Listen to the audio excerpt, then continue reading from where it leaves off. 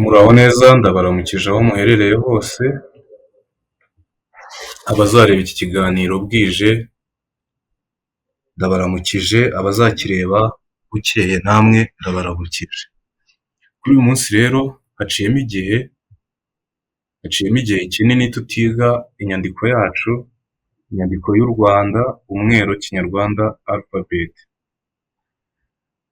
Ariko nicyo gihe ngo noneho dusubukure aho twari twasubikiye. Kuri uyu munsi tugendeye kuri zirya nyuguti twari twarigishijwe z'ikilatini cyagenekerezaga ikinyarwanda, cyangwa se mu yindi mvugo dushingiye kuri latinized kinyarwanda, tumaze kwiga inyuguti zitari nke, ndetse harabura nkeya cyane ku itonde risanzwe ryo muri buriya buryo, aho dusigaje inyuguti nke cyane zirimo ubushize twari twagarukije kuri P, hasigaye R, ubwo ni RSTU, twarayize VW, ubwo rero turiga uyu munsi R, S, T, V, W, tube turangije 24 zisimbura za 24 twazaniwe cyangwa se twatsindiriwe. Ariko mbibutse yuko inyuguti z'ikinyarwanda cyangwa amajwi agize uru rurimi rwacu ari 39, ntabwo ari 28. Bityo rero turongera twige n'izindi ngombajwi ziri mu mweru. Zimwe muri izo twari tuzizi nk'ibihekane, ariko uyu munsi tugiye kuzimenya koko nk'ingombajwi, nk'inyuguti zisimbura amajwi. Bityo rero reka dukomeze. Uyu munsi twavuze ngo turahera kuri PQR, kuri R, okay? Muranyihanganira ndetse mumbabarire cyane kubera ko birimo biransaba kubanza kujya muri Latin kugira amenye aho dukomereza. Kandi urumva ikinyarwanda si ikilatini. R ntabwo ari R, S ntabwo ari S. Uyu munsi tugiye kwiga ikinyarwanda mu buryo bwacyo bw'umwimerere, uburyo bukerereza izima, uburyo buje kweza iyi mvugo yacu mu nyandiko yacu bwite. Akaba ari umwero rero, inyandiko yeza ikinyarwanda, inyandiko yeza umuco nyarwanda. Turahera kuri R. R rero ntabwo igoye, R ntabwo igoye. R ikaba ariyo yiyi, murabona ko itagoye. R ni gutya, ariko ku muntu byorohera ni wa wundi umanura ntakure ikaramu hasi, akagarukamo gutya, akagira atya, akagira atya. Ino ni R. Mbibutse tugiye kwiga R, S, T, RSTU, V, W,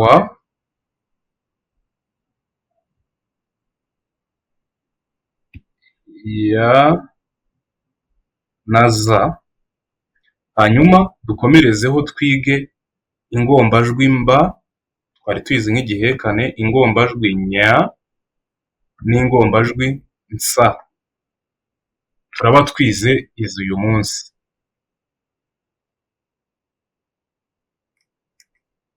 Izi nizo tugiye kwiga.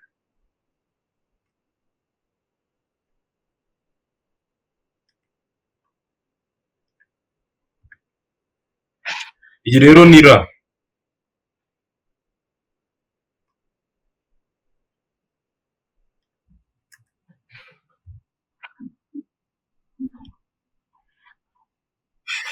Ino ni R. Uyu munsi turaza kwiga mu buryo tutari dusanzwe twigamo. ino ni ra, hanyuma twige sa.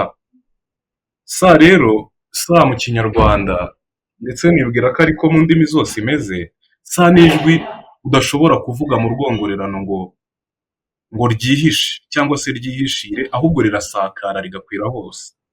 Nicyo gituma sa imeze itya, ntiwamenya aho iva ntiwamenya iyo ijya, imeze itya. Ijwi mu ntekerezo mwumve ko ijwi ari iri, ariko iryo jwi ntiwariboha, rirasakara rigakwira hose. Iyo niyo sa, sa ni ijwi risakara. Nicyo gituma rero sa tuyandika dutya. Iyi niyo sa. Tumaze kwiga ra, tumaze kwiga sa.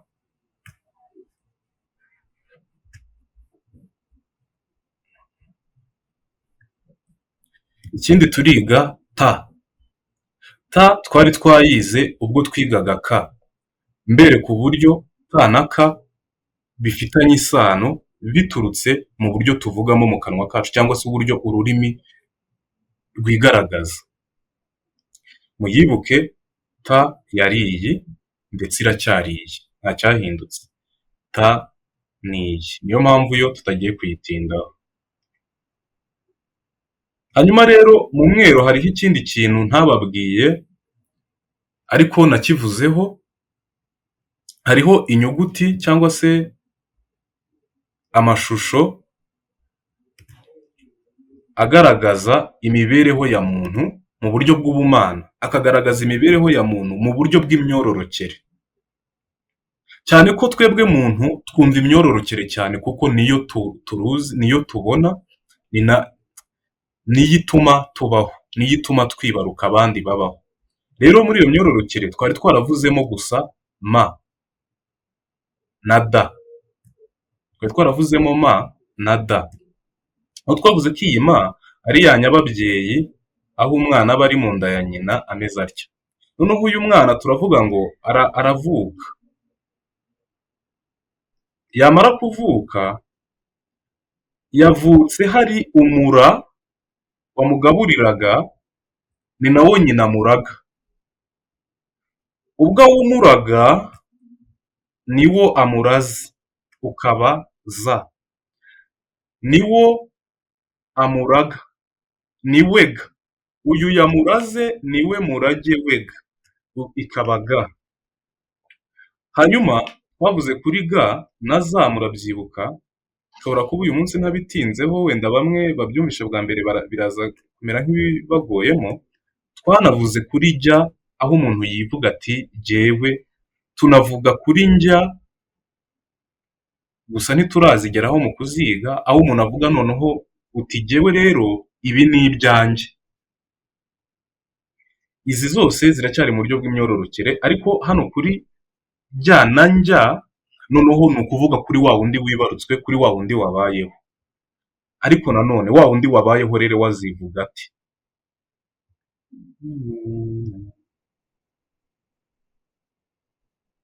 Uyu wibarutswe rero ukuntu wazivuga, uyu wibarutswe azivuga ati. Mwibuke iyi ni ma, niwe mama, niwe nyina. Azavuga ngo uyu mwana wibarutswe reka mwiyitirire ni jyewe, nzavuga ngo ndi Mugisha wa mwarayize wa. Iyi wa rero n'iyi ma murabona ko bifitanye isano. Bifitanye isano ki? Uyu mura wo kuri ma, urabona ma ni gutya, ikaba ifite ariko umura umanuka. Uyu mura rero noneho uraza, kuko nawe yabaye umuntu, ashobora no kuba nawe ari umugore, noneho ahubwo akerekana ko hari umura cyangwa se icyo yarazwe cyangwa se umurage yaturutseho. Niyo mpamvu amaraso n'imibanire ni akarande karandaranda, usanga ibiturimo byarabaga mu bo twavuyemo, mu bo dukomokaho.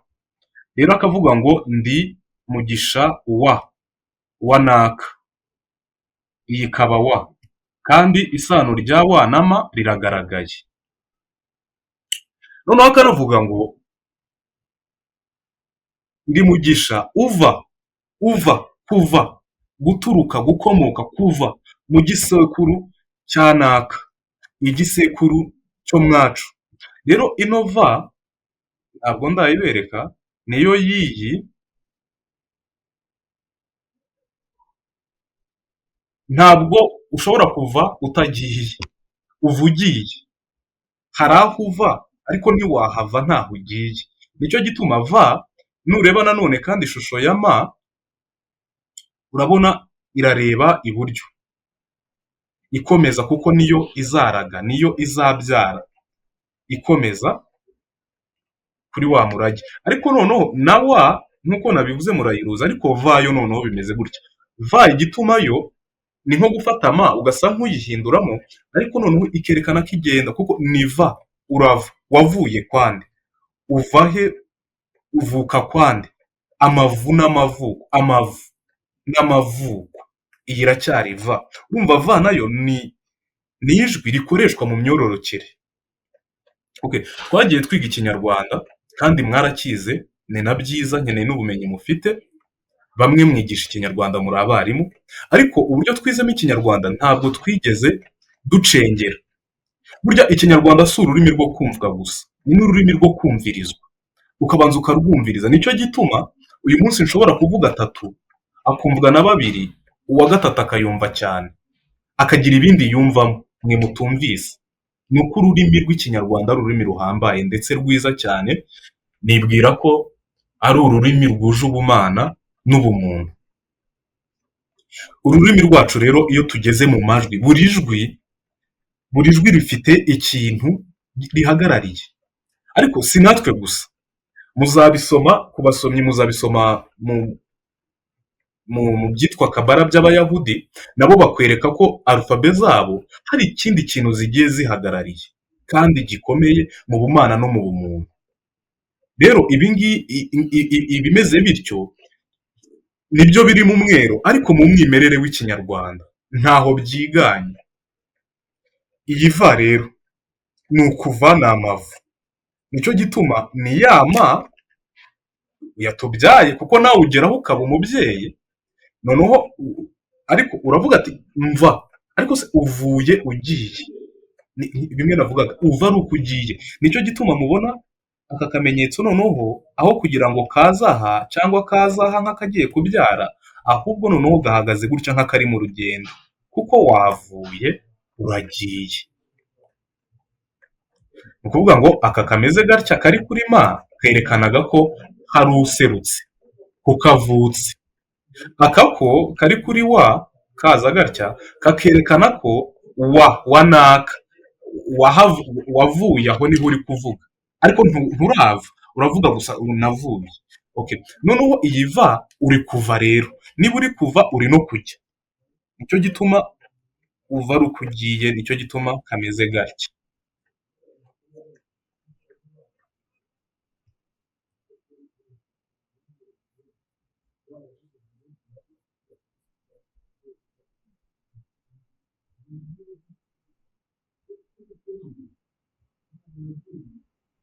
Turacyari kuri va, ubwo reka tuyandike. Va ni gutya, ukarenzaho aka kantu kerekana ko nubwo uvuye ariko uragiye. Hanyuma iyi nayo ikaba wa nk'uko tumaze kubivuga. Va na wa turabimenye. Hanyuma turebe ya. Ya rero yandikwa itya.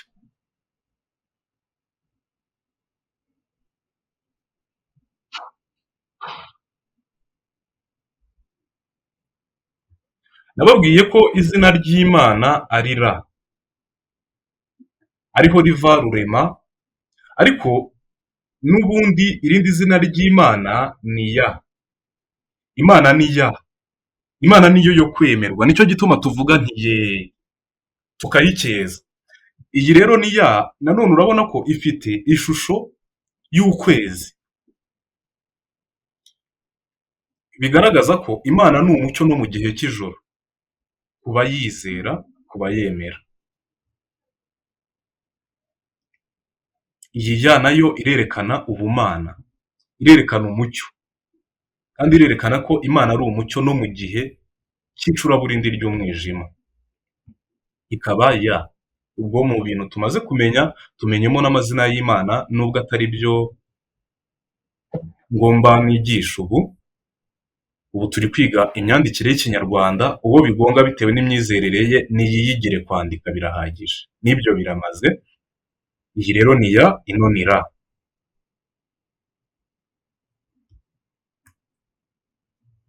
Ikindi kintu navuga kuri ya, iyo uzi ha, ya irakorohera cyane.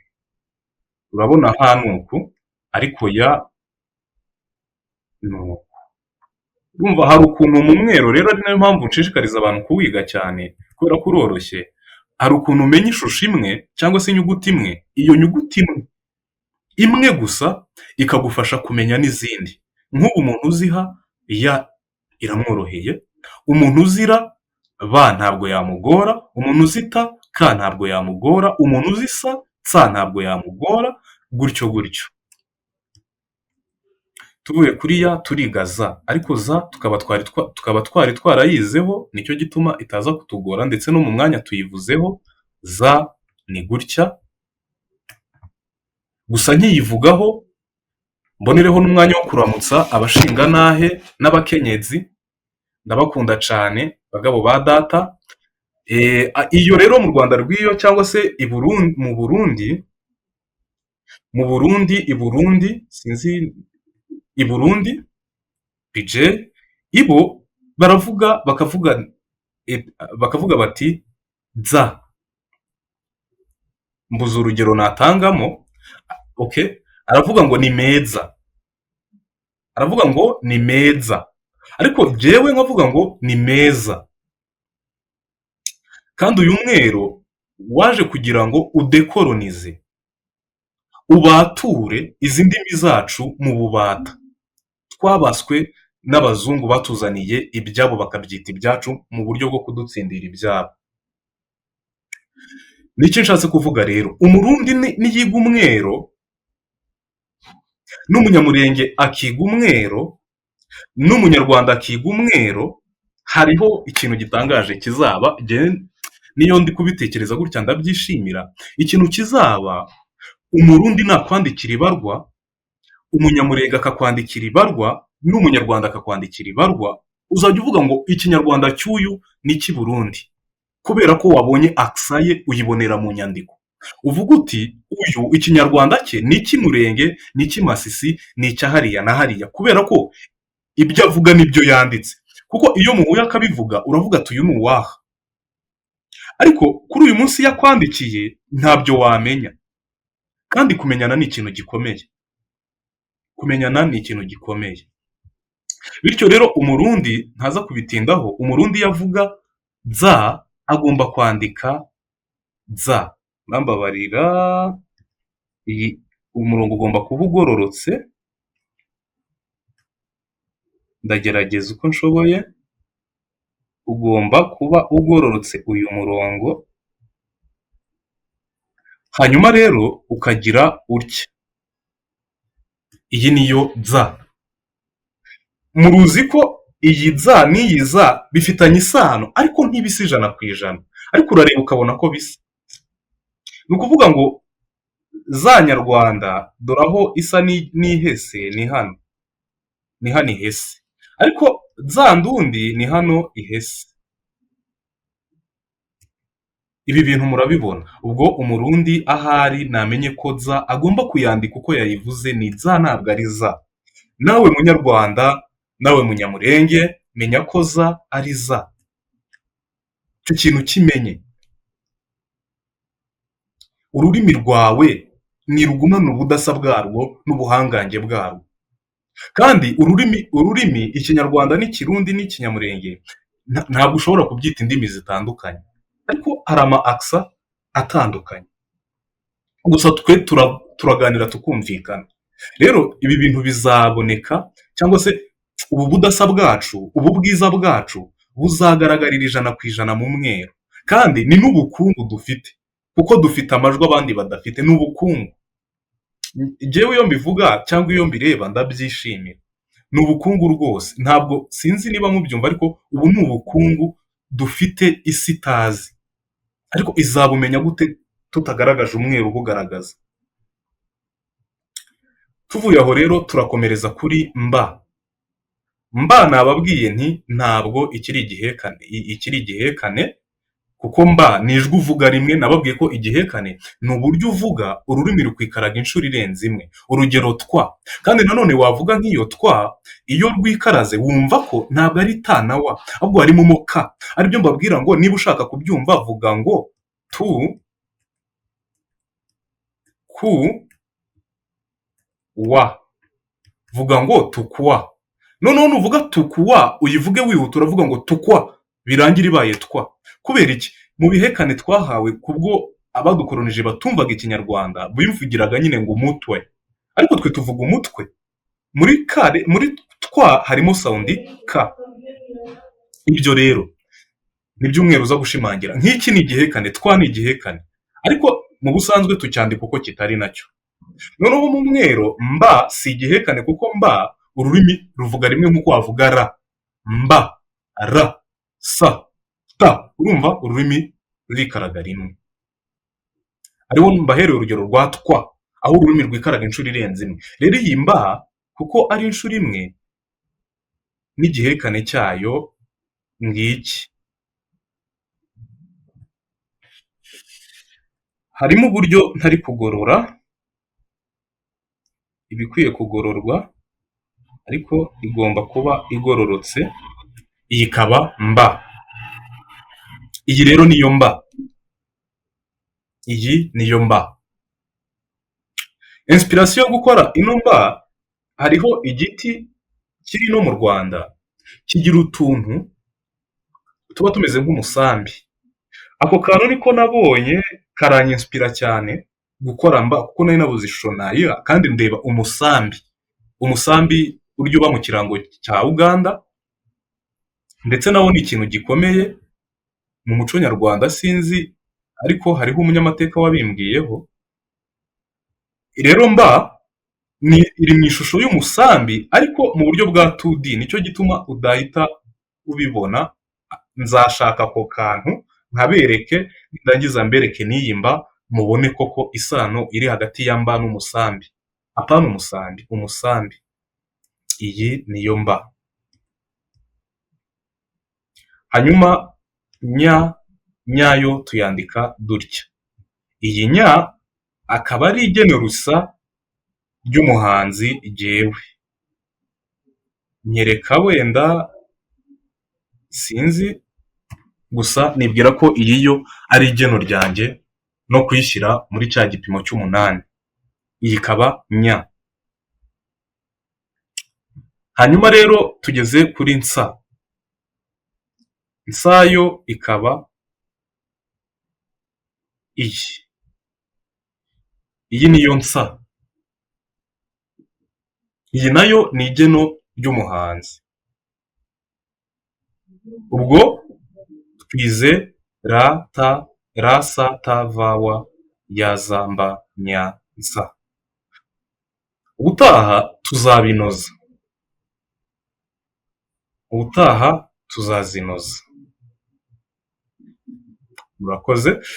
Mukurikirane umweru Kinyarwanda Alphabet, mwige mubikunze, muharanire no kubimenyesha abandi.